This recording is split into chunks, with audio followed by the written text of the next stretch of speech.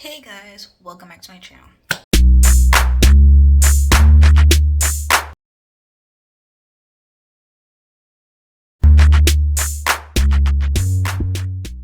If you don't know, it's your girl KylerB coming at you with a new video.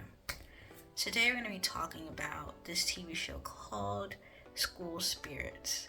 And let's get right into the video because there's just a lot to talk about. I'm going to give you guys a little quick synopsis of what the show is. If you guys really want to watch it, you can go check it out. But I'm just gonna deep dive in this show because the ending, the last 2 episodes, but specifically the last 10 minutes of the show, yeah, we need to speak about that. We need to discuss this. We need to go into it. School Spirits is basically a show that was on Paramount Plus. You know, Netflix came over to Netflix for some reason. Seems like Netflix is trying to show you who's head honcho of the streaming services, because the amount of shows and things that came over from other platforms onto their streaming service is kind of like, okay, we get it, you know. Basically this show is about this girl named Maddie Nares. She's, you know, presumed missing. You know, no one really knows what's going on with her, but her spirit is stuck in this school called Split River. She's missing. You know, her family and her friends, you know, think she ran away. You know, they don't really know what's going on for her, so she's just missing. So a week later find out that her spirit is stuck at this school. She can't leave the school. She doesn't know what happened to her. She doesn't know how she ended up at the school. Needs a lot of things to, you know, jog her memory of how she ended up here. So she later meets, you know, other school spirits, you know, other students who went to that school who also died at that school. And you come to find out that if you die at that school, your spirit is stuck at that school, and your spirit can't really leave the building, the premises, unless you cross over. So with that being said, you see like characters like Dawn, you know, Rhonda, Charlie, you know, Wally Clark, Mr. Martin, and those are basically the only school spirits that you should really, you know. So we first meet Charlie, who is basically like her tour guide into the spirit world. You know, he introduced her to other people, you know, try to get her adapted to, you know, her being dead, because essentially if you're a spirit, you're no longer living, or you're not alive. So with that being said, you know, she meets them. They find out that, you know, this Mr. Martin guy, professor, you know, is kind of like their guidance counselor, their guide of the spirits, to try to help them cross over.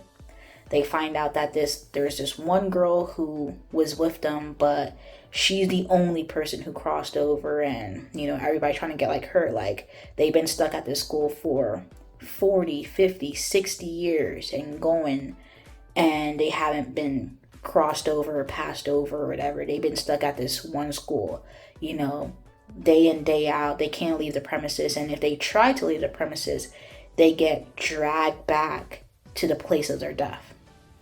So we later find out, like a couple episodes down, when Maddie tries to leave the school, she just keeps ending up in the boiler room, which was, you know, the scene of her, you know, disappearance, her death. So there's like, she has her living friends, which are Simon, Nicole, you know, her mother named Sandra, you know, she has a boyfriend named Xavier, and then her ex-best friend, which is Claire. These are the only other main characters that you should pay attention to. You know, you have some adults called Mr. Anderson, Mr. South, you know. There's another, I think, English teacher as well. And, you know, Xavier's father, who was a sheriff. So now that we have that all out the way, let's talk about the show. So, out in like early episode 1, 2, that, you know, Simon was basically the only one who's kind of like, okay, something happened to Maddie. Like, who was in charge of, like, Maddie's dad or something like that. So, while he's at the school, he's the only one, like really taking it, like, real seriously. Maddie's, like, finally leaving, that she's not alive anymore. While staring out the window, somehow, some way, Simon's able to see her spirit, to actually see and speak to her. So while that has been, finally realized, she was like, she can speak to a living person, because everybody's like, oh, you can't do that. Like, you're dead. You can't, you can't change what happens in the real world, whatever. So Simon and Maddie basically are trying to recollect what happened to Maddie. How did she ended up here? What's going on? While also dealing with the fact that both Maddie and Simon had dreams to go to college together and go to Chicago, go to Northwestern and stuff like that. So now that the person that he had these dreams with is no longer here, he's like, what's the point? That's basically his thing. And it was very easy and very telling early on that Simon actually liked Maddie. It was very obvious. It was very obvious. It was obvious. Anyways, they also have another friend named Nicole. So here's how the show went. The show went with, first we accuse Xavier. They accuse Xavier of having something to do with Maddie's disappearance / death. Because they found out that he had Maddie's phone, or what was perceived to be Maddie's phone. We later find out that the reason why he had her phone was to delete a text message he accidentally sent to Maddie that would have exposed him that he was cheating on her with her ex-best friend, Claire. So once they find out that, that was the reason why he had Maddie's phone, there we go. Then we find later on that Simon finds pieces of Maddie's real phone in the, car shop of the school, and find out that they smashed Maggie's phone to pieces. So he gives it to Mr. Anderson, who's supposed to be like this trusted teacher at the school, and he's supposed to give it to the cops. But because he didn't give it to the cops, fingers started pointing to him that he had something to do with Maddie's disappearance. They later find out that he didn't have anything to do with Maddie's disappearance. Claire, so she can get good grades and just get good grades, and because her family is, rich, she was like blackmailing him and extorting him and stuff like that. So we find out that it wasn't Mr. Anderson, so the finger pointed to Claire. So then when the finger pointed to Claire, she was just like, the reason why she had Maddie's phone was because she thought, or destroyed Maddie's phone, was because she thought Maddie took a video of Mr. Anderson and her basically talking about the blackmailing and, taking money and da so she can get A's. So she thought when the video got sent to them, they smashed Maddie's phone, and that's why they did that, which was like, okay. So the next, they pointed the finger to this custodian called Mr. South, and because they found a crowbar, with blood. So next thing you know, they pointed the finger at him. But obviously he had nothing to do with it. So we went from Xavier to Mr. Anderson to Claire to Mr. South. So then we get to Nicole. We see Nicole acting funny when she picked up Sandra, Maddie's mother. And, when she went to the back of her car and go to the trunk, she's looking all suspicious. She was in the woods, all that stuff. Finds out that she took the money that Mr. Anderson had. He had like $40,000 or whatever. And she took it so she could, pay for her way to live in Chicago with Simon and Maddie. And that, because she wasn't getting into her art schools and stuff like that. But the way she was acting was so suspect. And then we also find out that she was the one who took the video of Mr. Anderson and Claire which, exposes them of, extorting and blackmailing for money and grades and stuff like that. That's where the fingers point to. So then we get to Sandra, Maddie's mother. So people are like, okay, maybe your mom, is the one who killed you. So I was just like, oh my gosh. It just went like continue like who done it, like really a who done it story. So we find out in episode 8 like what really happened on the last day, before Maddie disappeared. So she had like a little argument with her mom about something. Basically, her mom took the money that her dead father left for her to go to college to use for something that wasn't as important. And it's just like she had it up to here of her mother, and it was just, that was it. So we see her like sitting on the floor crying in the boiler room. So before we even get to that, we have to speak about Simon and Maddie, connection and their friendship. Like they had like a really deep friendship connection like throughout the entire season. Simon was just basically talking to Maddie. Like it was so funny to see Simon, like since he was able to speak to Maddie, no one else can see her, so therefore he had to like come up with ways to like look like he's talking to somebody on the phone or listening to music or whatever, stuff like that. So, and I find out that it was kind of interesting to see that he can only speak to Maddie at places where people have died. So there was this one place that they always frequently talked to, was at this like bus stop place. So I'm like, who died at the bus stop? Like who really died at the bus stop? Because I'm just like, they always speak at this bus stop. But, Simon and Maddie, they have a really strong friendship. He later reveals that he actually loves her.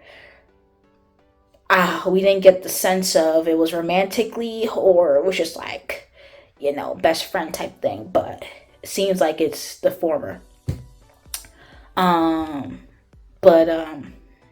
We get to these school spirits. So from jump, I knew Mr. Martin was suspect because the way he was kind of like, okay, you're no longer living, you need to write your obituary, you have no impact on the living, So he was just basically kind of like against Maddie trying to figure out what happened to her or how she ended up dead. He was just like, okay, you're dead. You just have to get over it. But Maddie doesn't know how she ended up here. All the other people know, okay, this is what happened and this is how I, got here. This is how I'm at the school. So we have Wally Clark. He died because he was on the football field and he broke his neck on the field and he died on the field. Rhonda, I think a school guidance counselor was actually killed her, so that's how she's there. Charlie, he was allergic to peanuts and there was peanut oil in his, I think, taco burrito. And then we have Dawn. We find out in episode 7 that Dawn died from an accidental electric fire, which was sad because she was only there because her so-called friends were speaking about her and she was like overhearing them, and because she didn't want them to see her in the room or whatever, she knocked over like a can of soda or whatever, which, she's standing in a puddle of water while trying to turn a light bulb because she died in 1972. She's been at that school ever since. So just like, wow. So we're going to just basically talk about episodes 7 and 8 because if I really do like a deep dive in the rest of these characters, it's just like, no.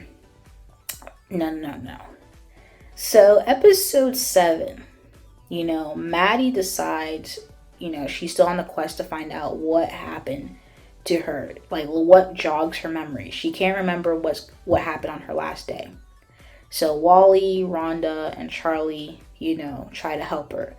They're the only ones who also know that she's able to speak to Simon because that was like a big thing. Charlie was the first one to know, but then as well as Rhonda and Wally, they were the next people to know. And they decided to help keep the secret from Mr. Martin because Mr. Martin is so against, trying to find out the truth and, trying to talk to a living, whatever. Anyways, with that being said, Dawn, who is, one of the characters, she's like, don't do, hypnosis, because bad things will happen from hypnosis. Just remember what I just said. Don't do hypnosis because bad things will happen. So everybody's like, oh, Dawn, you're not, whatever, not. So they're like, oh, try a seance. So they did a seance, and we finally revealed like what happened to Dawn, how Dawn got here, because Dawn just seems like a, happy-go-lucky hippie from the 1970s. So we find out that Dawn went through that, and is what it is. At the end of the episode, after the revelation of what happened to Dawn, Maddie, finally talks to Dawn, and while she's doing something, and she's like, it wasn't your fault, you're like the clueless person, or whatever your so-called friend said, stuff like that. And whatever Maddie said just resonated with Dawn so well that that's just what she needed to hear. And as soon as she heard that, she crossed over. And we later find out that she's the only person out of that school who has died, who has successfully crossed over. Because they've been saying, oh, Janet crossed over. Janet's the only one that crossed over, da-da-da-da. What did Mr. Martin do to help Janet cross over, da-da-da-da? We find out Janet never crossed over. We later find out that Janet and Mr. Martin was like having some type of argument, whatever, doing some hypnosis, whatever. And while Maddie was downstairs in the boiler room, she was able to hear voices. So my question is, how is she able to hear dead people's voices if she was just still alive, crying in the boiler room? Spirit took over Maddie's body, kicking out Maddie's spirit, leaving Maddie without a body, and therefore trapped at the school because she so-called lost her life in the boiler room where that took place.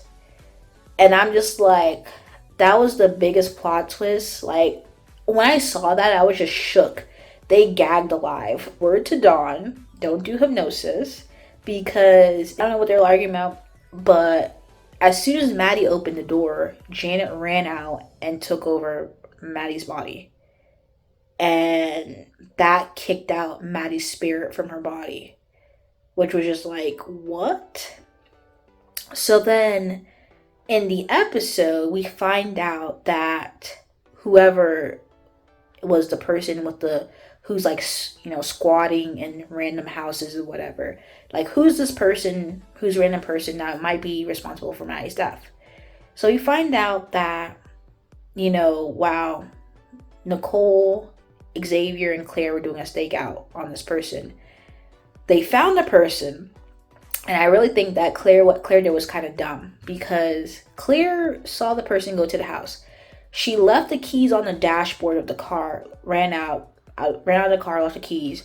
And then when they were coming out of the house, the person who is basically Janet, who's in Maddie's body, jumped in the car, took the keys, and basically backed up on Xavier. So he hit his head on concrete, splitting his head open, and he had to get rushed to the hospital.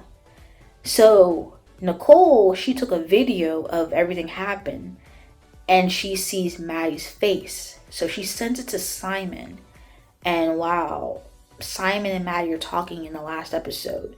Simon's like, this is you. So am I going crazy? How am I the only one able to see you if this is you who's the one who hit Xavier down tonight?